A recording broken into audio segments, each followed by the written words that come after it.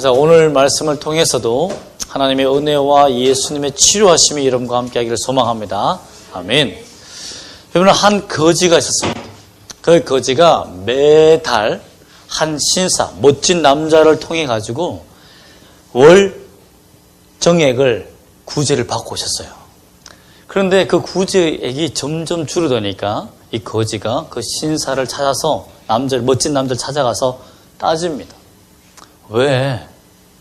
당신이 3년 전에는 10,000원씩 월 이렇게 도와주다가 그 다음엔 해가 되니까 왜 5,000원씩 주고 올해는 왜 1,000원씩 주냐? 왜 1,000원밖에 주지 않니? 하고 이렇게 따진 거예요. 그래서 그 신사가 부드럽게 말했습니다. 내가 청년 때는 10,000원을 줄 수 있었고 그 다음에 결혼했을 때는 내 모든 경제권이 내 아내에게 갔기 때문에 5,000원밖에 못 줬고 실감나시죠? 그리고 내가 아기를 낳고 보니까 내가 1,000원밖에 줄 수 없었다 라고 말한 거예요. 거지가 하는 말이 그러면 내 돈으로 당신 가족을 부양했단 말입니까? 라고 따진 거예요. 이것을 적반하장이라고 해요. 적반하장. 오늘 본문에도 그런 말씀이 나옵니다. 하나님께서 이스라엘의 왕이 되시고 아버지가 되셨음에도 불구하고 이스라엘 백성들이 뭐라고 해요? 왕을 달라고 하잖아요. 지금까지 먹여놓고 돌보았음에도 불구하고 하나님께 왕을 요구합니다. 그런데 이상한 건 뭐냐면 하나님이 16절 말씀 보면 그들의 부르짖음을 듣고 내가 그들에게 왕을 주겠다라고 하신 거예요. 여러분 지금 반역했잖아요. 하나님을 반역한 이스라엘 백성들에게 하나님이 그 잘못된 기도에 응답하시는 것이 옳은 일입니까? 아니잖아요. 왜 그랬을까요? 왜 하나님은 또 사울이라는 것을 보면 사울 왕을 보면 정말 극상품을 주었어요. 최고의 것을 줍니다. 인격이나 성품이나 영성으로 우리가 한번 살펴볼 텐데 그렇게 완벽한 그 당시에 완벽한 선물을 이스라엘 백성들에게 왜 주냐 이거죠. 여러분 직장생활 하다가 또 이런 미운 친구가 또 어떤 사람이 내가 미워하는 사람이 있는데 야, 커피 좀 타주라. 정말 미워하는 사람이에요. 또는 원수 같은 사람이에요. 라면 좀 끓여줘 하면 어떤 마음이 듭니까? 라면에 뭔가 좋지 않은 물질을 입에서 뱉어내어서 썩고 싶던 마음이 생기지 않아요? 그러면서 통쾌함을 느끼죠. 그래 먹어라. 이게 우리 마음이란 거예요. 그런데 하물며 하나님을 반역하는 자들에게 하나님께서 트로이 목마처럼 그 좋은 선물을 주는 듯 하면서 적군을 숨겨서 죽이는 선물이 아니라 진짜 좋은 선물을 주셨다는 거예요. 있을 수 없는 일이라는 거죠. 절대 있어서는 안 된다는 거죠. 그런데 준다는 겁니다. 그런데 하나님이 또 왜 주면 안 되냐면 왕을 줘버리면 어떻게 됩니까? 이제는 날개 다는 거예요. 하나님을 버리는 일에 날개를 달고 도망갈 수 있는 일이 생기는 거죠. 그 다음 또 지파 간에 분쟁이 생겨요. 어떤 지파에 만약에 왕이 되도록 했다. 그러면 어떻게 되겠어요? 왕이 선출되지 못한 지파들은 불평이 생기겠죠. 그래서 시기가 생기고 내진이 생기고 분쟁이 생길 것이 불보듯이 뻔한 일이란 말이에요. 근데 하나님이 왜 왕을 주시냐는 거죠. 이해가 안 돼요. 이해가. 하나님이 왜 이스라엘 백성들에게 원수 같은 백성들에게 왜 극상품을 주었고 또 어떻게 주셨는지를 우리가 본문을 통해서 깨달음으로 말미암아서 여러분의 하나님이 어떤 하나님인지를 경험하시고 믿기를 소망합니다. 아멘. 그 말씀의 해결은 16절 말씀부터 시작됩니다.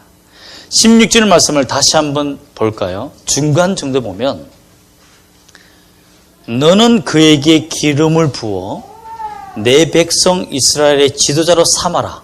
근데 그 이유가 뭐냐면 그가 내 백성을 블레셋 사람들의 손에서 구원하리라. 또 내 백성의 부르짖음이 내게 상달되었으므로 내가 그들을 돌보았노라 하셨더니. 여러분 지금 반역한 이스라엘 백성들을 뭐라고 부르죠? 내 백성이라고 부릅니다. 이 표현은 이집트에서 포로된 이집트에서 이스라엘 백성들을 구출해낼 때 그 이스라엘을 불렀던 호칭이 내 백성이에요.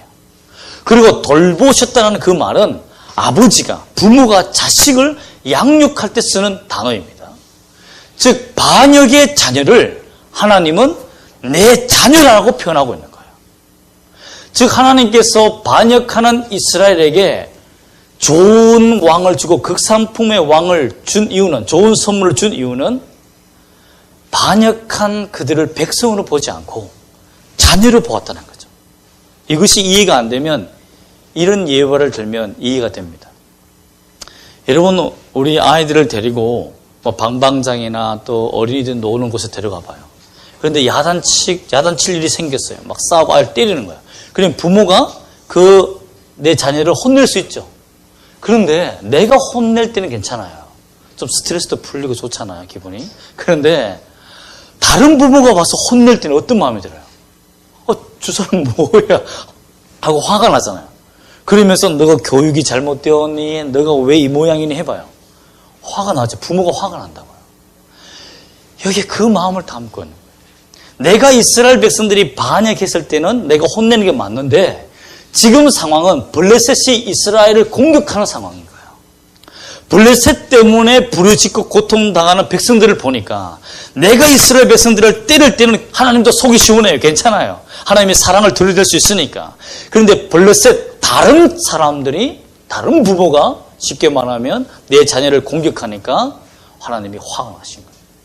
그래서 그들이 반역하는 잘못된 기도를 했음에도 불구하고 내 자녀이기 때문에 왕을 세워주는 응답을 해주셨다는 거예요. 하나님은 그런 분이십니다. 우리가 죄가 많아도, 우리가 악한 자녀라도 좋은 것을 줄 아는 부모가 누구다? 하나님이다. 더 구체적인 예가 뭔지 아십니까? 한 15년 전일 거예요. 어떤 할머니가 세탁기 속에 넣어져서 산속에 버려집니다. 경찰이 그 할머니가 세탁기 속에 있는 그 신고를 받고 와서 묻습니다. 집이 어디세요? 또 아들이 누구세요? 자녀가 있습니까? 하니까 할머니가 모른다고 합니다. 몰라요.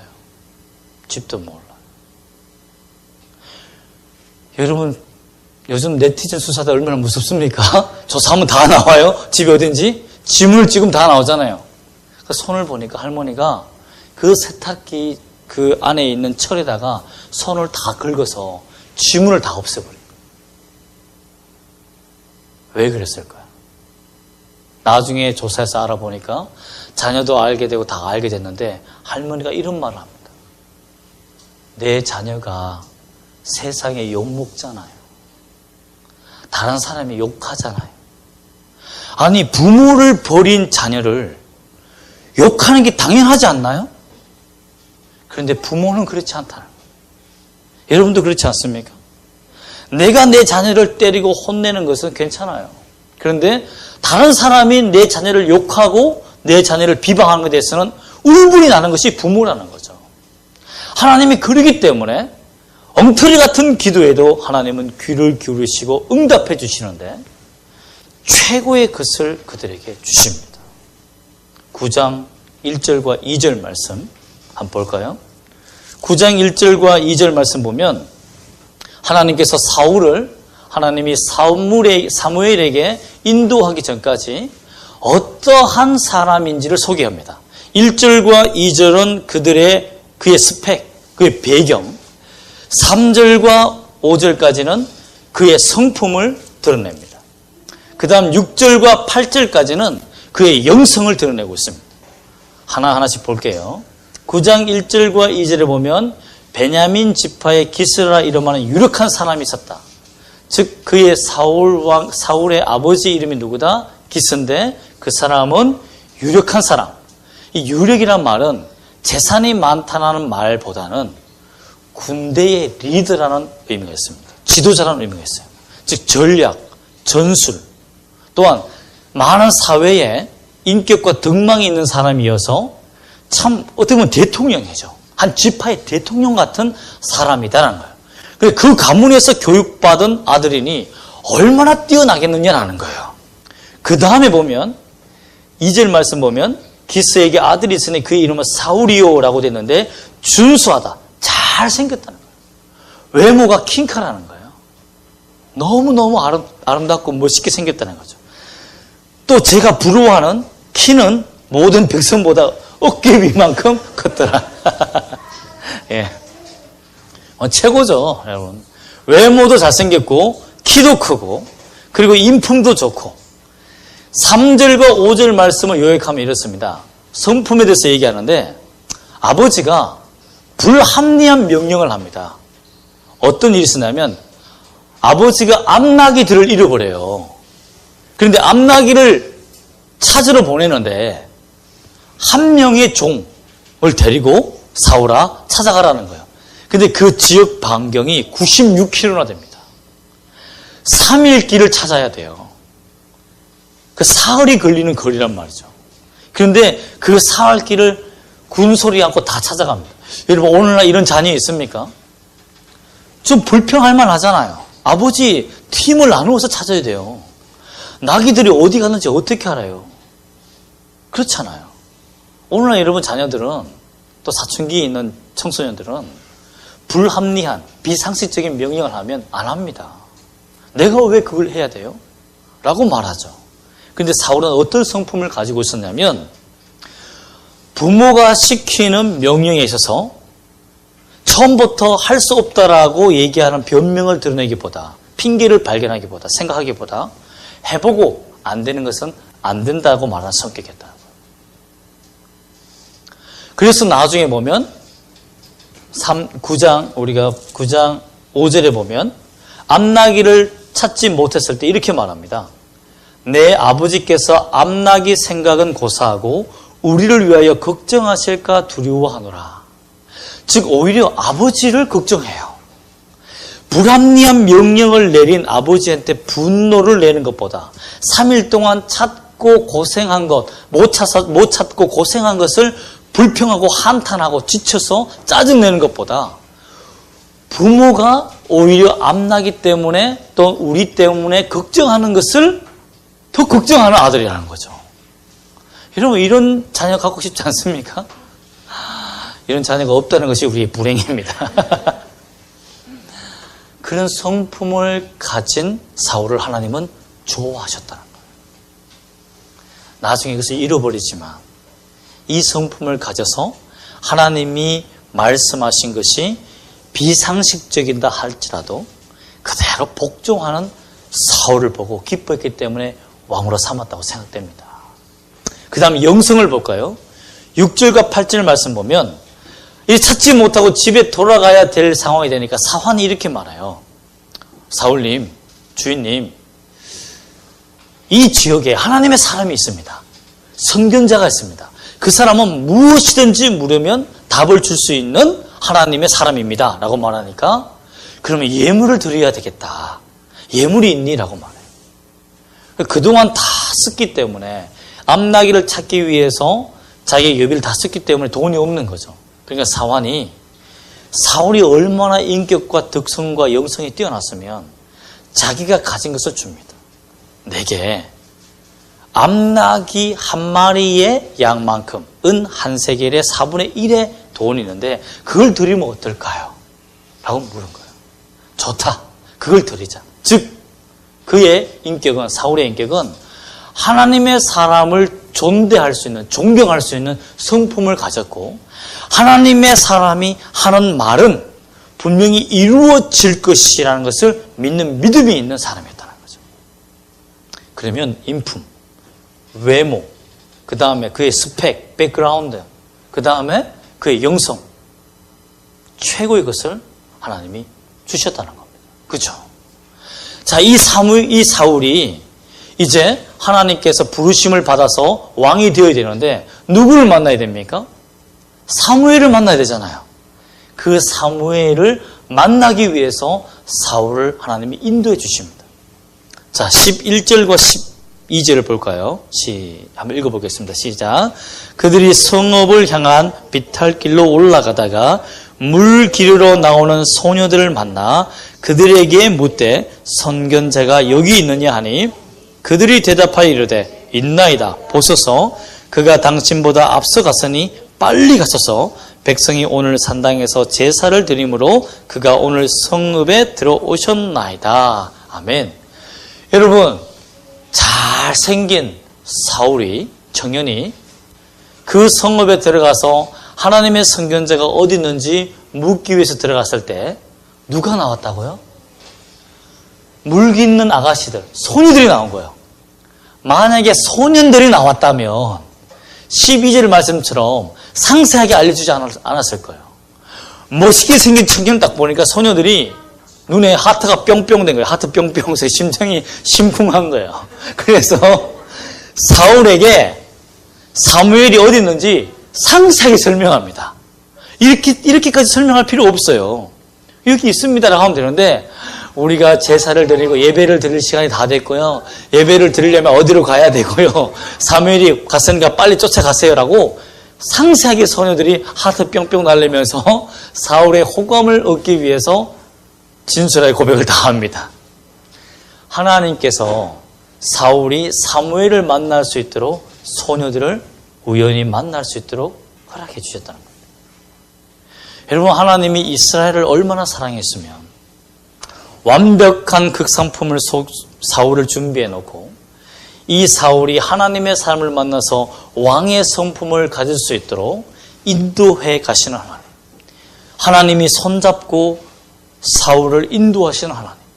반역자인 자녀들에게 하나님께서 가장 좋은 것을 위해서 하나님이 자신의 최선을 그들에게 주고 있는 하나님. 그것이 여러분의 하나님이십니다. 여러분의 고통과 아픔 하나님 다 아십니다. 그 깊은 것까지 다 이해하십니다. 우리가 죄를 범해도 그 죄를 범하는 결과를 가지고 하나님은 지적하시는 분이 아니라 그 죄를 왜 지을 수밖에 없었는지 그 동기까지도 감찰하시는 하나님이십니다. 그래야 그가 정말 억울하게 죄를 범했는지 고의로 죄를 범했는지 하나님의 도움이 필요한지를 명확하게 아시고 도움의 손길을 주시는 아버지가 우리 하나님이십니다. 아멘. 그 하나님을 발견하기 소망합니다. 또한 사울이 사무엘을 만날 수 있는 기회가 성읍에서 어떻게 또 알 수 있겠어요. 그죠? 그런데 기가 막힌 일이 납니다. 오늘 본문에 15절과 16절에 보면 이런 일이 생깁니다. 사울이 오기 전날에 여호와께서 사무엘에게 알게 하였다라고 되어 있습니다. 사무엘아, 내일 되면 베냐민 지파에서 한 사람이 올 것이다. 그 사람이 왕이 될 거야 라고 한 겁니다. 그러면 사울이 사무엘에게 가서 얘기하고자 하는 그 모든 일들을 사무엘은 미리 알고 있었던 것이죠. 하나님이 사울을 왕으로 삼고자 했지만 사울은 아직 모르고 있어요. 그런데 사울을 만나기 전에 하나님이 사무엘에게 왕이 될 사람이 온다는 것을 미리 다 준비해 놓아서 하나님의 선견자를 만났을 때에 하나님의 마음을 드러내주는 비밀을 미리 계획하고 계셨다는 거죠. 하나님의 계획은 철두철미합니다. 그냥 대충 하는 게 없어요.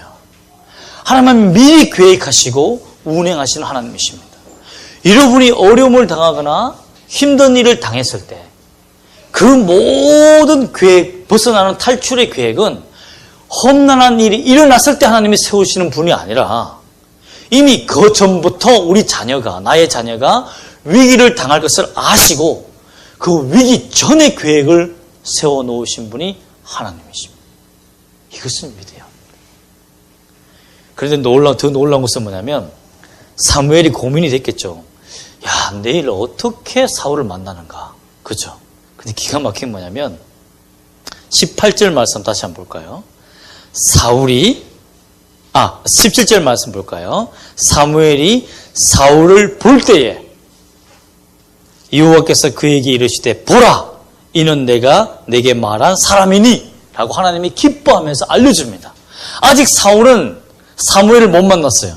누가 먼저 봅니까? 사무엘이 사울을 먼저 보도록 하나님이 인도해 주셨다는 거죠. 그리고는 그 사람이다. 내가 현민이를 볼 때도 다른 사람 볼 때도 아닌데 이 사람인가 라고 보는데 하나님이 그 사람을 딱 볼 때 그 사람이야 라고 알려주더라는 거죠. 와, 대단한 능력이죠. 그런데 놀라운 것은 사울이 보았을 때 질문했다는 거예요. 사무엘에게 18절 말씀 보면 사무엘에게 나아가 이르되 선견자의 집이 어디인지 청하건대 내게 가르치소서. 사울도 그냥 아무나 하나님의 사람의 집을 알기 위해서 턱 물었는데, 우연히 물었는데 그 사람이 사무엘이었고, 사무엘은 뚜뚜뚜뚜뚜뚜 하고 봤는데 하나님이 그 녀석이야 하고 딱 알려주셨고, 그래서 우연히 만난 것 같지만 하나님의 치밀한 계획 속에서 만남이 이루어졌다는 겁니다. 여러분, 오늘 여러분이 저와 만난 것은 절대 우연이 아닙니다. 하나님의 치밀하신 계획 속에 여러분이 만났다는, 여러분과 제가 만났다는 것을, 그리스도 안에서 만났다는 것을 믿기를 소망합니다. 아멘. 그러면서 이제 드디어 사무엘이 사울에게 왕이 될 것을 말하도록 하나님이 허락해 주십니다. 그게 조금 어려운데요. 우리 한글로 돼서 좀 어렵습니다. 자, 설명을 해드릴게요. 19절 하반절에 보면 아침에는 내가 너를 보내되 내 마음에 있는 것을 다 내게 말하리라. 이 말은 뭐냐면 너가 궁금해서 마음에 일어나는 생각들, 질문들을 내일 아침이 되면 내가 다 그 대답을 해줄게 라는 겁니다. 그런데 그 질문은 사울이 뭐였어? 사울은 어떤 질문을 가지고 있었죠? 암나기들이 어디 있습니까? 라는 질문이잖아요. 근데 사무엘은 어떤 대답을 가지고 있습니까? 너가 왕이 될 것이라는 대답을 가지고 있는 거죠. 그러면서 20절에 보면 사흘 전에 이런 내 암나기들을 염려하지 말라 찾았느니라 라고 대답을 줍니다. 그러면서 이상한 말을 해요. 그게 뭡니까? 온 이스라엘이 사모하는 자가 누구냐? 너와 내 아버지의 온 집이 아니냐 하는지라. 이 말은 이렇게 해석할 수 있습니다. 잘 보세요. 너가 암나기를 찾기 위해서 사모했다. 너는 암나기를 얻어서 부모에게 기쁨을 주는 마음을 사모하고 있었다. 그러나 그 마음은 하나님의 마음이라는 거예요. 잃어버린 암나기를 찾는 너의 그 마음은 잃어버린 하나님의 백성을 찾는 하나님의 마음이고, 바로 온 이스라엘이 잃어버렸는데 그 온 이스라엘을 잃어버린 것을 찾도록 하나님께서 너에게 마음을 주실 거다. 다시 말하면 미천한 짐승도 너가 너희 부모의 말씀을 따라서, 불합리한 명령을 따라서 암나기들을 걱정하고 그것을 찾기 위해서 최선을 다한 그 마음은 내가 잃어버린 양들, 하나님의 이스라엘 백성들을 찾고 다스리고 양육하고 돌보는데 자격이 있다는 거예요. 그래서 너는 왕이다라는 거예요. 이 말을 들었던 사울은 깜짝 놀랍니다. 그래서 21절 말씀에 베냐민 지파는 너무나 허술하고 약한데 어떻게 이런 일을 할 수 있습니까? 라고 말한 거죠. 그러나 실상 베냐민 지파가 어떤 지파입니까? 호전적입니다. 야곱이 죽으면서 예언하죠. 베냐민 지파는 굶주린 이리와 같아. 그래서 아침에 사냥한 것을 먹고 저녁에는 그 짐승을 찢으리라. 그 말은 굉장히 호전적인 전투를 가졌다는 거죠. 그래서 나중에 사사기 말에 보면 레위인 중에서 타락한 레위인이 첩이 강간당하여서 베냐민 지파 안에서 범죄했을 때 베냐민 지파 너희가 보호하지 않았기 때문에 일어났다라고 말하면서 11지파에게 자기의 첩을 시체로 보내면서 조각을 내 보내면서 전쟁이 나죠. 그래서 11지파가 모인 수가 40만 명입니다. 그런데 이 베냐민 지파는 26,700명이에요. 그런데 3차 전쟁까지 갑니다. 거기에서 1차, 2차 다 11지파가 패했는데 1차 전쟁에 때는 11지파가 22,000명이 죽습니다. 26,700명한테 22,000명이 죽어요. 40만을 데리고 갔는데 2차 전쟁 때는 18,000명이 죽습니다. 총 1, 2차에 4만 명이 죽어버려요. 베냐민 지파는 죽지도 않았습니다. 엄청나죠. 3차 때 그들이 아이성 전투와 같은 전략에 실패해서 하나님이 허락하심으로 그 베냐민 지파가 무너집니다. 즉 하나님이 허락하지 않으면 절대 전쟁에 패함이 없었던 지파가 어떤 지파다? 베냐민 지파. 하나님이 전쟁의 왕, 전쟁의 신을 왕으로 허락해 주셨다는 것. 그러나 그는 나는 그런 사람이 될 수 없다는 것을 겸손히 말할 수 있는 겸허함도 가졌던 사울이었다는 것입니다. 여러분, 이렇게 완벽한 선물을 반역한 자녀들에게 준다는 것, 너무나 어처구니 없는 일 아닙니까? 그러나 하나님이 누구이기 때문에, 이스라엘의 아버지이기 때문에 주시는 거죠. 누가복음 11장 13절에서는 예수님이 이렇게 말씀하셨습니다. 너희가 악할지라도 좋은 것을 자식에게 줄 줄 알거든. 자식이 악하다는 거예요. 그래도 아비는 좋은 것을 자녀에게 준다는 거예요.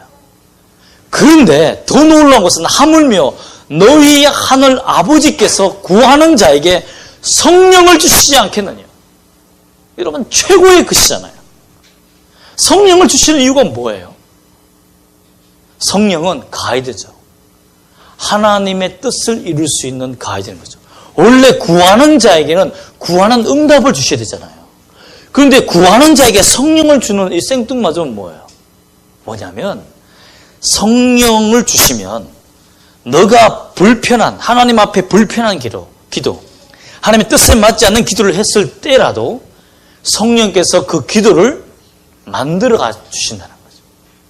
그래서 하나님의 뜻에 맞도록 해서 응답해 주시는, 그러므로 최고의 기도 응답의 가이드를, 메이크를 주셨다는 거예요. 그럼 여러분, 악한 자도 부모에게 이거 해주세요라고 해도 응답하시는 하나님이라면 이것은 하나님의 마음이잖아요. 악한 자녀일지라도 하나님은 좋은 거 준다는 거잖아요. 하물며 하나님을 무시하지 않고 하나님을 사랑하고 하나님을 믿으며 예수 그리스도를 나의 구주라 믿으며 내가 하나님의 자녀라는 것을 확신하고 거룩히 살고자 몸부림치는 자녀에게는 하나님이 어떤 것을 주겠냐는 거죠. 특히 성령이 우리 안에 있는 자들에게는 하나님이 어떤 것을 주시겠습니까? 완벽한 아버지 그 자체를 주신다고 믿습니다. 그러므로 실망하지 마십시오. 고통 중에 있을 때, 어려움 중에 있을 때 내가 어떤 기도를 해야 될지 몰라서 기도를 그냥 던져버릴 때 그래서 실망하지 말라는 거예요. 나는 하나님의 뜻에 맞지 않는 기도를 한 거 아니야? No. 하나님께서 여러분의 기도를 하나님의 뜻에 맞게 이루어 가 주신다는 겁니다. 누구이기 때문에? 하나님의 자녀이기 때문에. 그러므로 우리가 할 일은 무엇입니까? 오직 감사할 일이 우리의 믿음입니다. 여러분, 범사에 감사라는 이 말이 우리 영혼만 잘되게 하려는 하나님의 뜻은 아닙니다. 현대의학의 대가인 심리학자인 로버트 에몬스라는 UC 데이비스 심리학 교수님은 12세부터 80세까지 사람들을 대상으로 감사 편지를 쓰게 했습니다. 아침마다. 그랬더니 어떤 일이 있었냐면 감사 편지를 쓰게 한 그룹들은 스트레스 지수가 0에 가까울 만큼 떨어지고 일의 능률이나 잠재력이 굉장히 발전되고 특히 전전두엽에 있는 에너지가, 이것은 스트레스를 받는 지수거든요. 거의 리셋되는 분위기였다는 거죠. 처음 아이가 태어난 것처럼 감사합니다 라고 말하면 우리 몸이 리셋되는 거예요. 완전히 리셋이 되어서 처음부터 우리 몸이 다시 시작하는 마음을 갖게 된다는 거예요. 그렇기 때문에 여러분, 감사합니다는 그 말은 우리 몸을 성령으로 말미암아 리셋시키는 겁니다. 영적으로. 하나님 앞에 우리가 믿음으로 살 수 있도록, 하나님과 동행할 수 있도록, 하나님께서 거하시는 성령이 전이될 수 있도록 우리가 몸도 건강하고 마음도 건강하고 영적으로 건강할 수 있도록 만들기 위해서 하나님이 그 뜻으로 범사에 감사하라. 아무것도 염려하지 말고 오직 감사함으로 하나님께 아뢰라라고 말씀하신 거예요. 세상의 의학이 밝혀낸 진리지만 하나님은 우리가 어떤 존재인지 창조하셨고 우리를 만드신 분이기 때문에 너무나 잘한다는 거죠. 여러분, 그러므로 우리 감사하기를 소망합니다. 아침에 일어났을 때 아이 하며 10원짜리 100원짜리 날리면서 일어나는 것보다 감사합니다 라고 하며 내 몸과 내 영적을 리셋해서 하나님의 영광이 임하는 여러분 되시기를 소망하고, 또한 나는 절대 불평하지 않으리라는 결심은 바로 하나님께서 내 마음을 감찰하고 계신 그 하나님을 인정하는 일이며, 나의 아버지가 하나님이라는 것을 믿는 일이며, 내 모든 고통이 시작되기 전부터 하나님이 탈출할 모든 계획을 세워놓으시고 내가 믿음으로 언젠간 이것을 이룰 것을 본다라는 확신을 가지고 사는 하나님의 자녀됨을 선포한 일이라는 것을 믿기를 소망합니다. 이런 은혜가 여러분에게 있기를 예수의 이름으로 축복합니다. 아멘. 우리 함께 통성으로 같이 기도했습니다.